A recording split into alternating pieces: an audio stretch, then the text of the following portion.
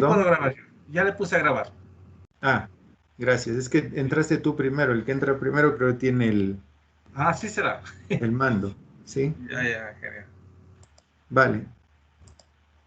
Entonces, aquí lo que trato de explicar es que tenemos una fuente y tenemos aquí la alimentación. Aquí tenemos una válvula que está en dos posiciones, normalmente cerrada.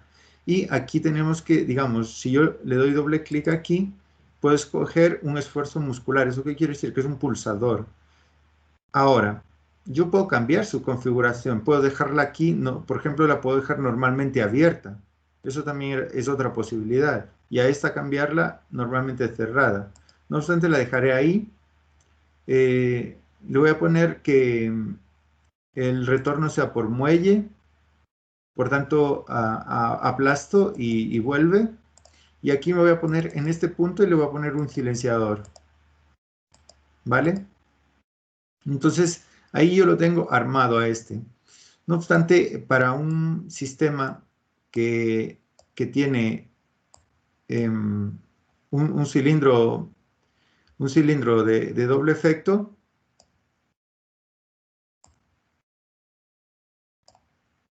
por ejemplo, en un cilindro de doble efecto, ¿qué es lo que sucede en este caso? Si yo lo enciendo así, como está aquí, ¿qué es lo que va a suceder? La fuente va a ir a la parte de acá y lo va a cerrar, ¿sí? Y si yo pico, ¿qué es lo que va a hacer? La fuente va a pasar por aquí y lo va a abrir. Entonces ahí prácticamente el cilindro estaría normalmente cerrado. Le voy a poner un silenciador en el 3 y le voy a poner un pulsador.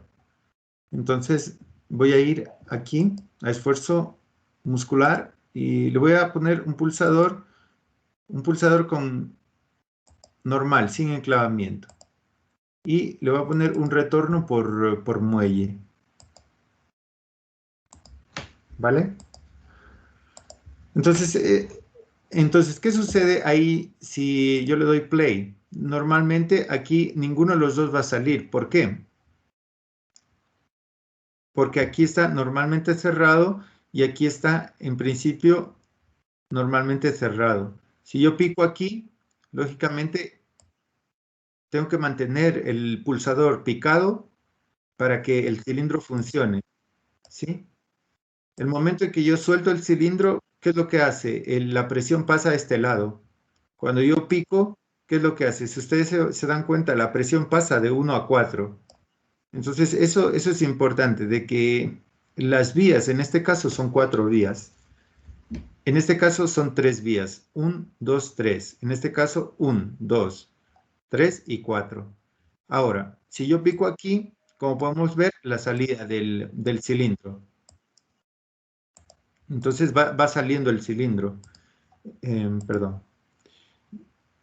Va saliendo el cilindro. Entonces, aquí viene una cosa, que el, aquí pulso, la válvula retorna por muelle y el cilindro de simple efecto retorna por muelle, lo que no pasa en este cilindro. ¿Qué es lo que sucede? ¿Qué es lo que sucede si aquí eh, yo le rompo este paso? ¿Eso qué quiere decir? Que cuando yo le doy play, lógicamente va a salir que no hay conexiones. Entonces, si yo pico aquí, ¿qué es lo que sucede? Miren, el cilindro de doble efecto se queda hacia afuera. ¿Por qué? Porque no tiene resorte. Mira lo que sucede en el cilindro de simple efecto, como tiene resorte, yo pico, yo pico y él va a regresar. En el cilindro de doble efecto, una vez que pique, pues ya no regresa. Entonces, esta es una de las cosas que en las prácticas siempre suceden. Se olvidan de conectar prácticamente el cilindro de urgente tiene que estar normalmente cerrado en una de las prácticas. Entonces, cuando uno pica, mira, ahí sí prácticamente el cilindro perfecto regresa. Como les dije, ¿qué es lo que hace de resorte? Prácticamente esta vía, la vía 1, 2, hace de resorte en un cilindro de efectos. Si yo la quito, lógicamente me va a decir que tengo abierto una conexión no pasa nada, acepto solamente para que se vea. Pico aquí, y solamente, en este caso, solamente la primera picada lo va a sacar y se va a quedar ahí y ya no va a regresar. ¿Por qué? Porque la fuente tiene que ir y conectarse a la salida del cilindro y hacer que el cilindro regrese, ¿vale? Esa es una de las diferencias esenciales que hay eh, entre un cilindro de simple efecto y un cilindro de doble efecto. Entonces, ahora, en términos prácticos, o sea, hay que ser prácticos. Entonces, aquí lo importante es estar en, como decir yo, estar en obra y saber montar un sistema. Entonces, lo más importante de estar en obra y montar un sistema es saber cómo lo controlas. O sea, tú tienes un cilindro, pues puedes ir a un catálogo de cilindros, comprar un cilindro de simple efecto, tiene el resorte del de simple efecto, el de doble efecto no tiene resorte. Por lógica, un cilindro de simple efecto puedes ya hacerlo funcionar con una válvula de 3 vías, pero un cilindro de doble efecto no lo puedes hacer funcionar con una válvula de 3 vías. ¿Por qué razón? Porque miren, si yo elimino esta válvula y voy al conjunto de válvulas aquí y me cojo una válvula de estas de 3 vías, entonces recuerden, el uno siempre va a la fuente. Entonces yo alimento con la fuente, normalmente cerrado, y aquí, em, bueno, conecto esto. Entonces, cuando yo pulse,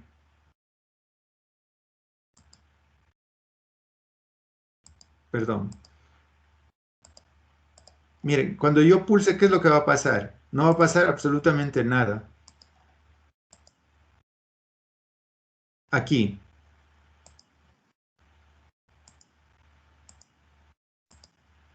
la primera vez se va a mover y la segunda vez se va a quedar ahí.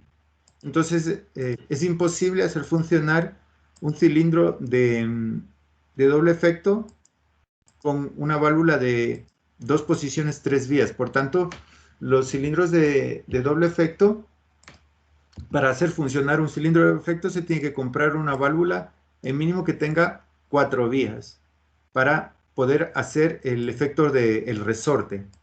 Entonces, eso es importante. Entonces, como pueden ver, aquí va a ir y va a estar normalmente cerrado porque la fuente de alimentación, ¿dónde consiguen las fuentes de alimentación? En los elementos de alimentación. En los elementos de alimentación, si ustedes pican aquí, ustedes van a encontrar, por ejemplo, la unidad de mantenimiento. La unidad de mantenimiento yo ya les había dicho que es un conjunto de 3 partes. El filtro, la unidad de mantenimiento está compuesta por el filtro de aceite, el filtro de aire y la válvula reguladora de presión. Entonces, normalmente si nosotros cogemos una fuente, alimentamos la unidad de mantenimiento y la unidad de mantenimiento va hacia el cilindro. También la unidad de mantenimiento tiene manómetros para medir la presión y tal. Entonces, cuando ustedes ven que aquí, por ejemplo, me va a salir un llamado de atención. ¿Por qué me va a salir un llamado de atención? Porque no le he puesto aquí el silenciador o el filtro de salida. Entonces yo puedo decirle, sí, sí, voy a hacer la simulación así. Pero lo correcto es de darle doble clic aquí y colocar un silenciador, por ejemplo. Y aquí vamos a ponerle un pulsador. Entonces, si yo echo a andar el sistema, aquí ¿qué va a pasar? Pues nada, va a salir volando y va a regresar.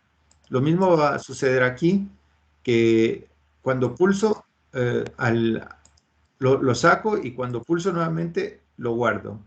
Aquí, ¿qué es lo que sucede? Necesita un pulsado. ¿Por qué? Porque no le he puesto un resorte, ¿sí?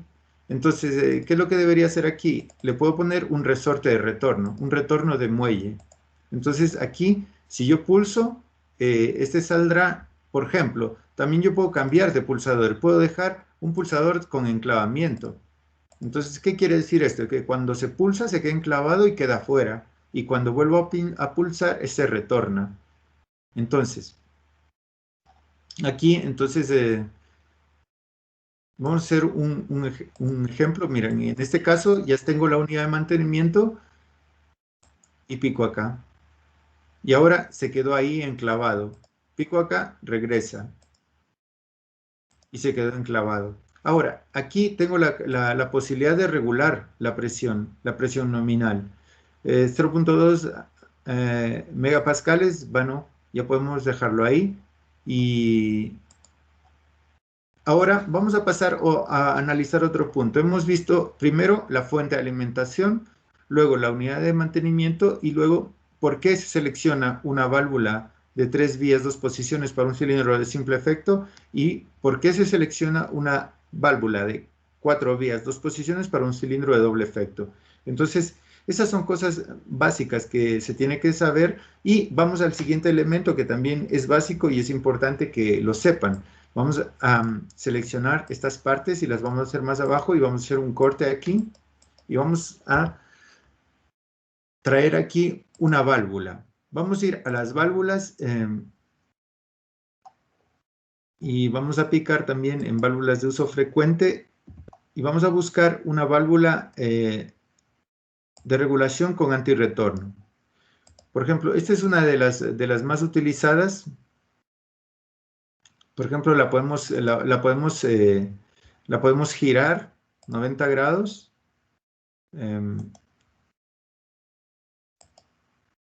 Bueno, aquí la tenemos. Entonces, miren la lógica de la válvula. Miren la lógica de la válvula. La válvula, como se ve aquí, este ángulo, el aire entra, empuja la esfera y deja pasar el aire. ¿Sí? Pero si el aire intenta retornar, pues la esfera se cierra y necesariamente el aire tiene que pasar por aquí, por la regulación.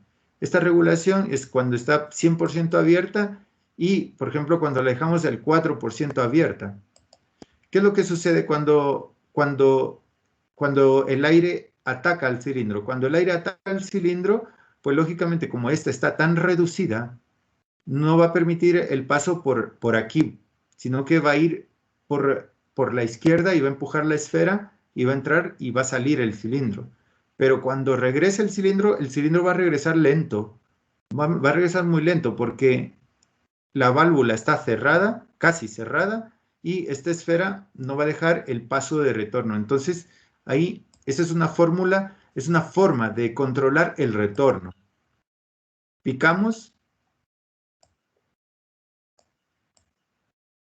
Mira, y está tan ajustada que no permite regresar. Yo la abro y regresó, ¿sí? Entonces, miren, ahí no me deja regresar. La abro un poco y deja regresar. Bueno, voy a aumentarle un poco.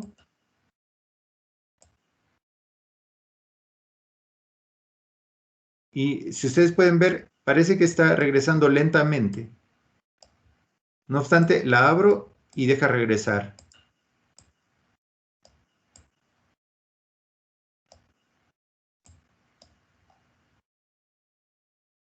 Y ahora, normalmente, ¿qué es lo que sucede si yo le pongo aquí ahí la abertura? La abertura puede ser en un rango del 0 al 10% o puede ser del 1 al 100%. Cuando es del 0 al 10%, este punto, del 0 al 10, es bastante sensible. Y del 1 al 100% puedes tener más posibilidades de apreciar el retorno. Por ejemplo, ahí está al 50% casi. Voy a reducirlo a un 25% hasta donde sea perceptible el retorno. Miren, ahí está el 25%, bueno, ahí vamos a ponerle el 20%, por ejemplo. Me voy a poner aquí, le voy a poner el 20% y mira, le cuesta retornar porque está bastante cerrada, ¿sí? Si le pongo al 15%, Es la manera de controlar el retorno. Y hasta que llega un punto, digamos, si le pongo al 10%, pues posiblemente se quede, miren, y después de un tiempo empieza a pasar el aire. Ahí está regulada el 10%. Piqué, lo saqué y después de un tiempo empieza a regresar el cilindro lentamente. Si yo me pongo de esta escala del 1 al 10 y le pongo al 5%, vamos a ver qué sucede. Si le pongo al 5%, pico y es mucho más lento el retorno, ¿sí? Entonces, esta es una válvula que permite regular. Entonces, yo puedo regular en este rango que es mucho más fino y este rango que es mucho más amplio. Vale. Hasta aquí, sí, dígame. ¿Tiene alguna pregunta alguno de aquí que estamos presentes? ¿Tiene alguna pregunta? ¿Alguna persona? ¿O estamos bien? Sí, estamos bien. Vale. Entonces, vamos a hacer vamos a conocer otro componente que es importante, que es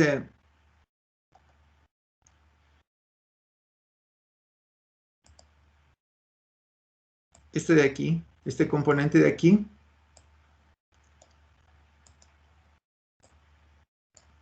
que es una válvula de escape rápido.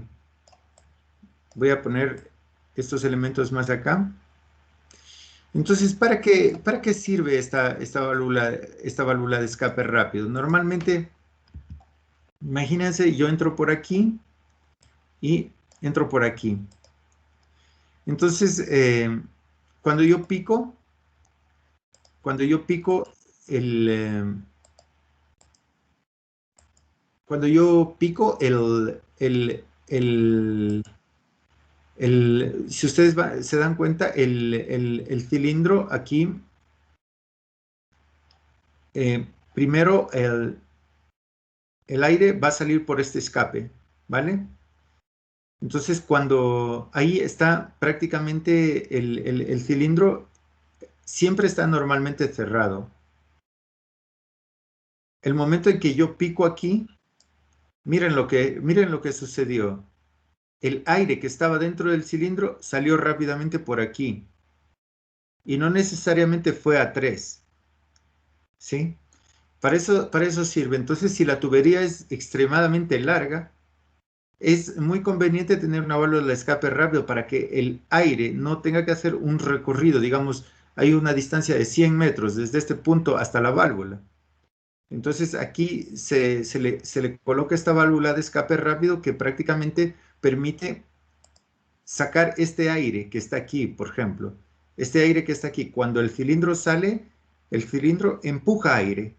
Entonces, ese aire que empuja el cilindro, pues sale rápidamente por aquí y es expulsado al ambiente y no tiene que recorrer todo este espacio hasta llegar aquí al escape. Entonces, miren, el momento en que pulso, el cilindro es empujado hacia afuera y el aire que estaba dentro del cilindro, pues sale por aquí rápidamente. Entonces, esa es la clave. Y ahora, cuando yo pulso, pues por aquí entra aire, por tanto, se tapa el escape. Se tapa el escape y pasa el aire por aquí y lo guarda el cilindro. Entonces, esos son los componentes más básicos y yo diría los más importantes para empezar a hacer este tipo de ejercicios. Entonces, voy a recapitular.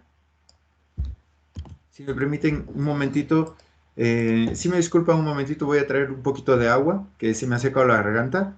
¿Sí? Sí, sí, Ignacio, tranquilo. Un momentito, por favor.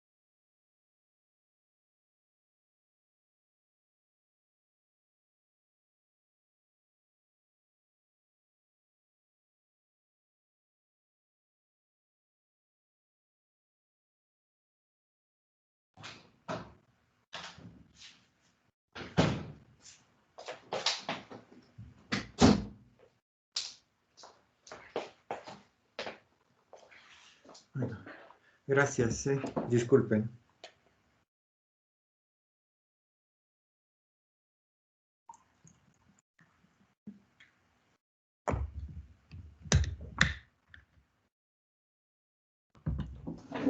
Vale, ahora sí. Bueno, ahora, si me permiten, pueden ir un momento a su aula virtual, y en su aula virtual ustedes van a encontrar un manual en el cual están las prácticas. Si ustedes se van al manual ahí dice instalaciones neumáticas, aquí dice electroneumática. Si pican ahí en electroneumática se va a abrir un pequeño manual, que es una especie de guía, ¿sí?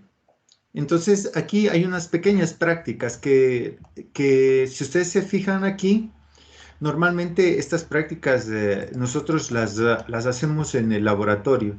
Claro, ahora como hay un poco de restricciones, pues nosotros las vamos a hacer aquí. ¿Qué me podría decir? ¿Qué ve aquí? ¿Qué es esto de aquí? Por ejemplo, Carlos, ¿qué ves aquí? ¿Qué es esto?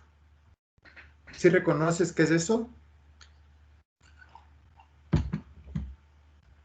O cualquiera que Esta esté es aquí. una, esto es una cilindro de simple efecto. Ajá. Sí, es un cilindro de simple efecto, porque aquí tiene solamente una entrada y tiene el escape, que es este punto que está aquí. Está en una base y es un cilindro de simple efecto, inclusive que no es industrial, es más bien de un laboratorio pedagógico, porque los industriales normalmente tienen otras bases que no son de banco. Pues aquí, en esta guía, que ustedes pueden descargársela, yo escribí una pequeña teoría, por ejemplo, las propiedades físicas, bueno, este pequeño ensayo experimental para medir, más que todo para ver la ley de continuidad. Entonces, si ustedes se dan cuenta, la ley de Boyle-Gay-Lussac se cumple por este pequeño experimento. Entonces, esa comparación que hace entre la presión, el volumen y la temperatura, que esta relación es una constante, eso se llama la ley natural de los gases. Entonces, si nosotros despejamos considerando que la temperatura es una constante, podemos decir que la presión por el volumen es igual a la presión por el volumen. En un punto 1 es igual a la presión por el volumen en un punto 2. Eso se declara como una constante. Es como la ley de continuidad de hidráulica. Entonces, es lo mismo, es lo mismo. Entonces, esa es la ley de Gay-Lussac y básicamente sirve para hacer cálculos, ¿sí? Cálculos básicos. Normalmente, cuando nosotros trabajamos con neumática, la temperatura difícilmente cambia, por tanto se la considera una constante. En los procesos, a veces cuando hay cambios de temperatura, sí que se toma en cuenta y uno tiene que ser muy fino en el cálculo. No obstante, en transformaciones isotérmicas, se puede fijar la temperatura igual a 1 y entender que si la temperatura es constante, simplemente la ley quedaría presión por volumen, ¿sí? Entonces aquí también hay un pequeño ejercicio de la presión y el volumen. Entonces se determina la T1 y se determina luego la T2 y se calcula la relación presión, volumen, temperatura aquí y se calcula la relación presión, volumen, temperatura acá y se ve que prácticamente los resultados son similares. Mira, 180, 180. Entonces, eso es importante de entender. Entonces, aquí, básicamente, si hacemos números, a pesar de que aquí hay una pequeña variación de la temperatura, la relación es una constante, ¿sí? La relación es una constante. Lógicamente, aquí claramente se ve, si aumenta la temperatura, también aumenta el presión. Si aumenta la temperatura, aumenta el presión, por tanto, se considera una constante, ¿sí?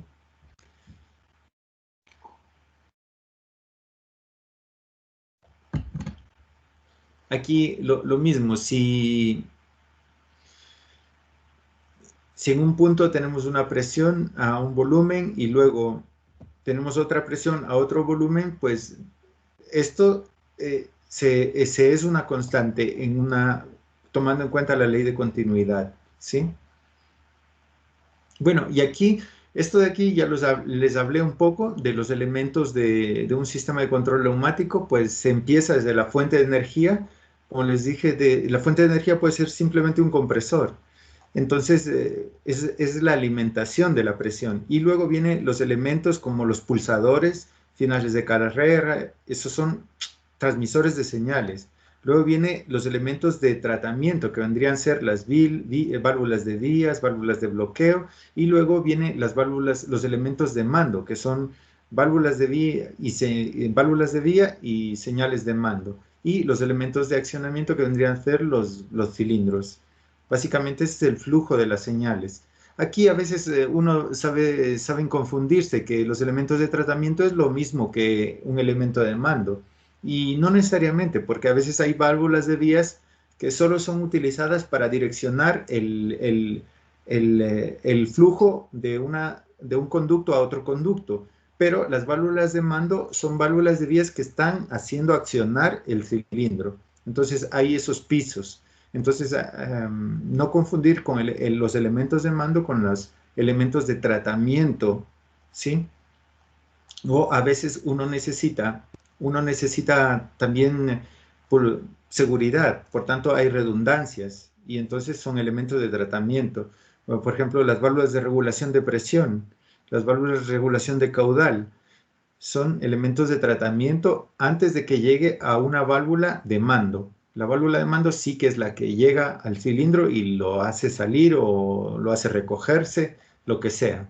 Bueno, aquí en tema de unidades, pues el sistema internacional. Aquí no hay mucha ciencia, sino más bien es las unidades de siempre, tener en cuenta por ejemplo, aquí tener en cuenta del equivalente de un newton. ¿A qué es el equivalente de un newton?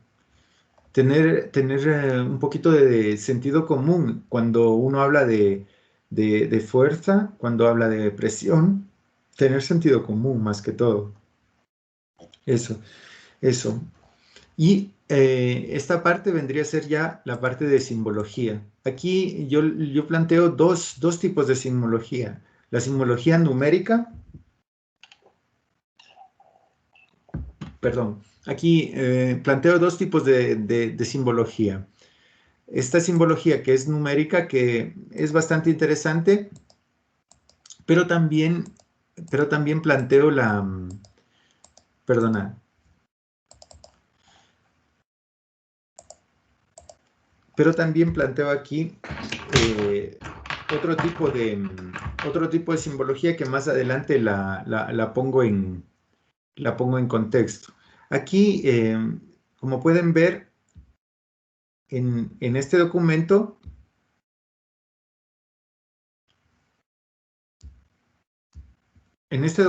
aquí tenemos una válvula en este caso, una válvula de tres vías, dos posiciones. Recuerden que aquí a veces ya viene marcado. Este vendría a ser el escape. Y por el 1 siempre va la fuente. Entonces se considera de tres vías, la vía 1, 2 y la vía 2, 3. Tres vías, dos posiciones. Es necesario estar atento con esto, que las posiciones prácticamente vendrían a ser los cuadros. Este recuadro vendría a ser una posición y este recuadro vendría a ser otra posición. Aquí es un simple pulsador y regresa por resorte. O el retorno es por muelle. Entonces, si bajamos, aquí como pueden ver, es este componente que es interesante porque aquí le llaman selector. En realidad es un enclavamiento. Y aquí ustedes pueden ver una válvula de leva con rodillo. Entonces aquí prácticamente una leva es la que acciona el rodillo. Cuando ustedes tienen levas, por ejemplo, una leva es algo que tiene una excéntrica, por ejemplo, algo así. Y este es el eje. Entonces, ¿qué es lo que sucede? Cuando gira, cuando gira, pues hace este movimiento alternativo. Hace este movimiento alternativo de arriba abajo. Y si aquí está el rodillo, pues cuando esta está en una posición así, cuando la leva está en una posición así, pues el rodillo está abajo, pues el rodillo está en esta posición. Y así, cuando ella gira, pues hace que el rodillo suba y baje, y así se acciona esto. Entonces, esta funciona con leva y rodillo, y lógicamente tiene un rodillo para aguantar la leva. Aquí, pues aquí hay un pulsador normal, aquí es un pulsador con enclavamiento, y estas todas son, miren, resortes. Aquí hay algo interesante, una válvula, esta de aquí que la llaman monoestable. Esta válvula monoestable que ven aquí, es una válvula que tiene un accionamiento neumático. ¿Eso qué quiere decir? Que hay una presión de aire o que acciona esta y cuando se le quita la presión de aire, aquí, esta se deja de accionar. Aquí, esta es una válvula bastante interesante también, que tiene una válvula de 5 vías, 2 posiciones. Pues esta es necesaria para los cilindros de simple efecto, que entonces aquí se puede jugar con un cilindro de simple efecto y lógicamente tendrían los escapes respectivos. Este es un selector de circuito, cuando quiero el circuito A o el circuito B. Entonces, cuando entro por aquí, pues la esfera pasa al otro lado, pues y utiliza este circuito. Y lo mismo al contrario. Lo mismo sucede al contrario. Cuando yo entro por aquí, pues paso y esto se queda cerrado. Entonces, esto es un selector de circuito. Esta otra pieza es un cilindro, un manómetro. Es un elemento común. Aquí, esta es una válvula de escape rápido que ya la hemos comentado. Es una válvula muy interesante, esta de aquí, especialmente cuando las tuberías son bastante de longitud, ¿sí? Un cilindro de doble efecto. Aquí tenemos un selector de proximidad neumático y aquí tenemos una válvula de estrangulación antirretorno. Entonces, aquí un regulador de presión con manómetro, y este es el selector de circuito, y esta es una válvula de simultaneidad, que es una válvula bastante interesante. Sí, y aquí es A y B. Si tienes presión en A y B, o sea, si tienes presión en 1 y en 1, pues pasas a 2. Eso es lo que tiene esta válvula, que tiene que tener las dos señales en uno y si no, no funciona. Y este es un temporizador neumático cerrado. Pues un temporizador, pues tú le colocas aquí la regulación del tiempo y después de unos 5 segundos, actúa la válvula. ¿Vale? Entonces aquí... Ignacio, una preguntita. En la anterior, esa válvula que es simultaneidad, ¿en qué se utiliza? Porque dice que entra el aire por las dos partes, ¿no? En la válvula de simultaneidad.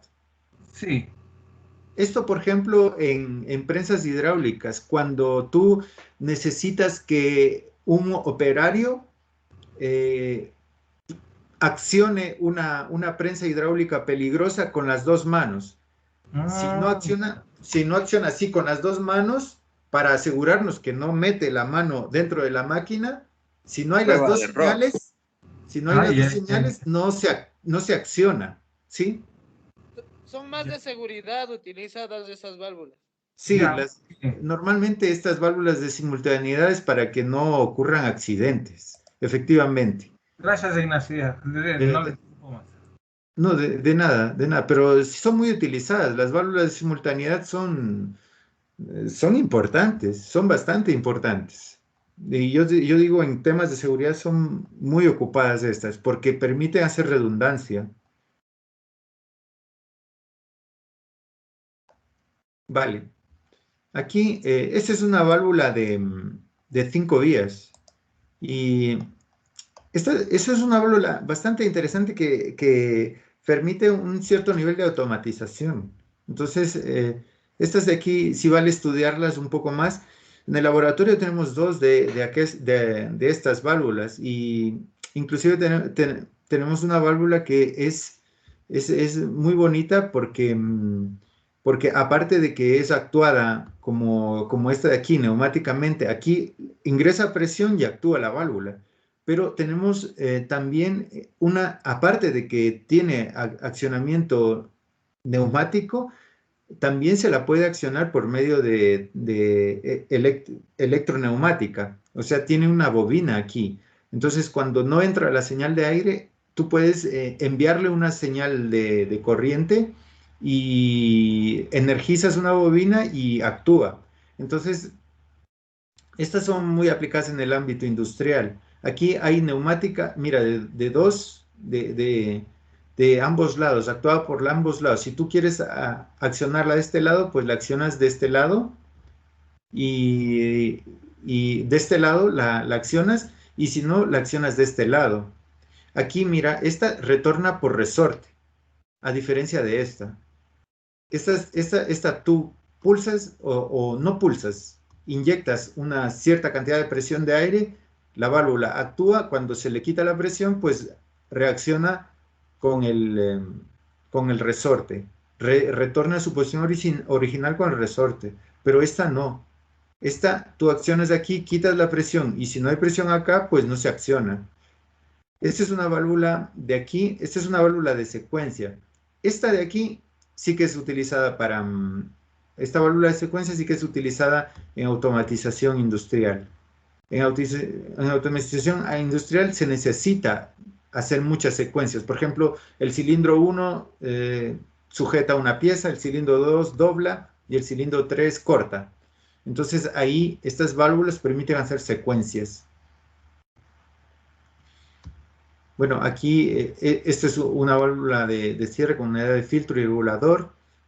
Y este es un bloque distribuidor típico. Los bloques distribuidores típicos siempre están después de la unidad de mantenimiento normalmente, cuando entras ya a un circuito. Y aquí están las prácticas que son en base 12. Son 12 prácticas.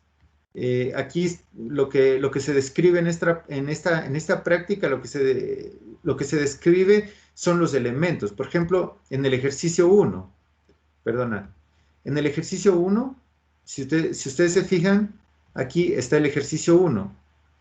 El ejercicio 1 necesita unidades de mantenimiento, 1. Válvulas distribuidoras de 3 medios, 1. Cilindro de simple efecto, 1. Un manómetro y necesita una válvula distribuidora de 3 medios cerrada en reposo, 1. Entonces, aquí cada práctica, cada ejercicio marca la cantidad de elementos que se necesita. Entonces, ahí está súper sencillo de entender la práctica. Entonces, con esta, a veces yo, cuando estábamos en modalidad presencial, solamente les decía a los estudiantes que lleven este libro, este libro normalmente está en el laboratorio, está impreso Entonces los estudiantes van y y solamente entran a bodega y colocan los elementos que van a utilizar. Por ejemplo, ejercicio 1, y utilizan los 5 elementos. Y bueno, para hacerlo más gráfico, si me permiten, voy a compartirles un video de los estudiantes del año pasado que sí lograron ir al taller, al laboratorio, para que ustedes vean cómo ellos van, seleccionan los elementos y montan la práctica. Entonces, la idea es de que se vaya haciendo la primera práctica. Lógicamente, aquí yo les puse las instrucciones de seguridad, porque eso es lo más importante. Bueno, siempre tiene que estar el instructor. Ahí, como tenemos aparatos eléctricos, porque hacemos electroneumática, es muy peligroso porque no solamente estamos a bajos voltajes, también, bueno, estamos trabajando a bajo voltaje, pero es peligroso por las intensidades. Hay bobinas que son a 220 voltios, hay bobinas que son a 110 voltios, hay bobinas que son a 24 voltios, depende de cómo tienes la electroválvula. Entonces aquí siempre hay que comprobar que el interruptor diferencial esté funcionando. Entonces recuerden, ¿para qué sirve el interruptor diferencial? Yo ya les expliqué en la clase pasada. ¿Quién me puede decir?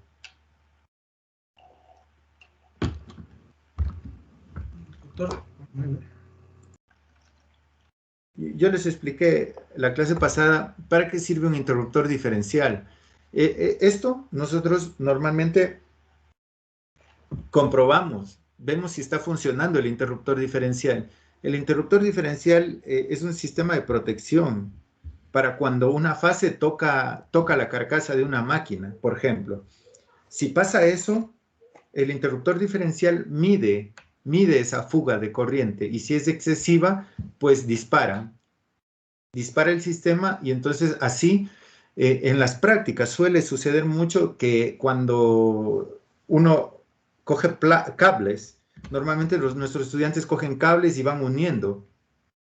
Por tanto, ahí es muy fácil de que una fase toque con un metal o con algo y se produzca un accidente. Entonces, nosotros siempre comprobamos que esté funcional el interruptor diferencial. Bueno, luego les explicamos que tienen que ver las hojas de datos, y tienen que leer las normas de seguridad, y tienen que cumplir con la protección apropiada. Y entonces ahí sí viene la parte mecánica. También les decimos que tienen que arrancar el sistema todo sin alimentación, entonces tiene que estar desconectado también la presión y la energía. Y bueno, y de la parte eléctrica también les solicitamos hacer algunas consideraciones. Por ejemplo, tenemos que siempre controlar la presión en el banco, y ya cuando está todo a punto, les decimos que pueden arrancar. Y entonces, digamos, esta es la primera práctica. Aquí quería hacer una nota importante, que aquí hemos puesto una nomenclatura en letras. ¿Por qué razón? Porque hay catálogos que los presentan, por ejemplo, con R, que es el salida, el escape. R significa salida. Por ejemplo, el P significa el potencia o la fuente. A significa la vía de actuador, y entonces aquí está la posición A y la posición B. Entonces, a veces hay ese tipo de nomenclaturas, pues simplemente tener el sentido común de relacionarlas. Entonces, lo que nosotros presentamos a los estudiantes es esto. Les presentamos la tabla, primero, que esto es un banco de trabajo que tenemos en la universidad, y le decimos al estudiante que vaya y seleccione los elementos de la práctica 1.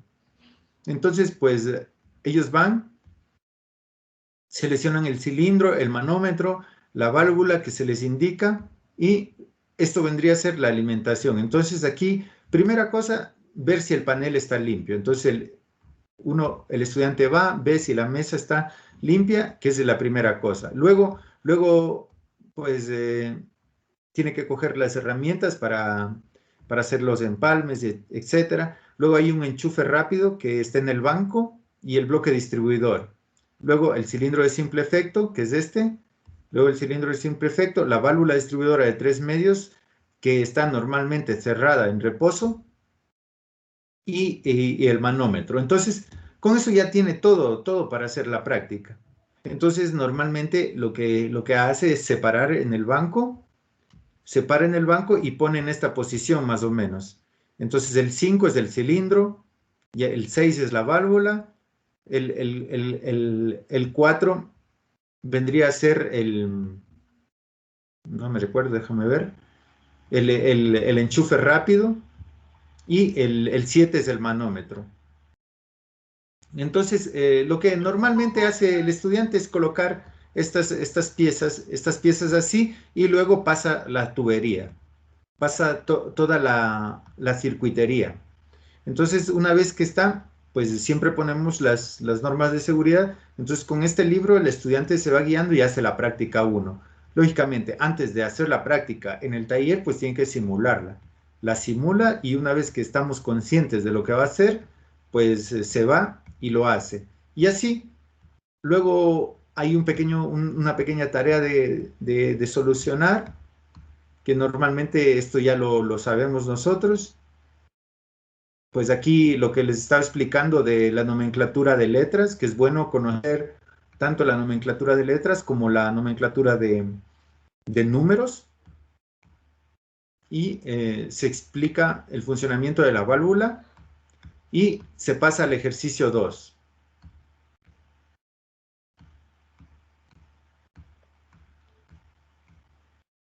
Lógicamente aquí el primer ejercicio yo les puse la solución de las preguntas. Entonces aquí yo les pregunté, por ejemplo, calcula la fuerza del émbolo de un cilindro de simple efecto.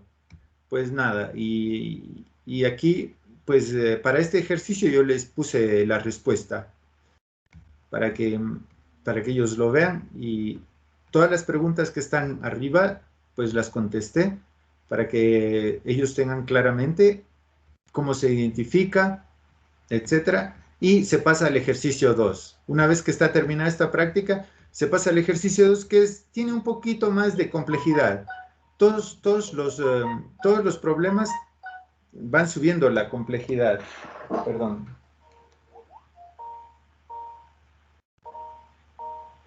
Oh, ostras. Pues ya se nos ha acabado, estimados estudiantes. Se acabó el tiempo, no me di cuenta, y ya me toca otra tutoría, ¿sí? Muchas gracias. Entonces, igual nos vamos a ver el fin de semana, ¿vale? Mañana y el viernes, o sea, en teoría son seguidas, creo, ingeniero. Creo. Ah, sí, nos vemos mañana, sí. Vale. Creo que es mañana y el viernes también. Bueno, entonces nos vemos mañana para continuar, y ahí les voy a indicar el video de las prácticas, y voy a indicarles cuáles son los parámetros que tienen que seguir haciendo. Por favor, descargaránse esta guía de prácticas, que es nuestra guía, y ya vayan empezando a resolverlas en el FluidSim, ¿vale? Sí, ingeniero. Sí, ingeniero. Vale. Buenas tardes. Gracias, ingeniero. Buenas Mañana, tardes. ingeniero. Entonces, buenas tardes. ya. Bien, Inge, gracias. Hasta luego.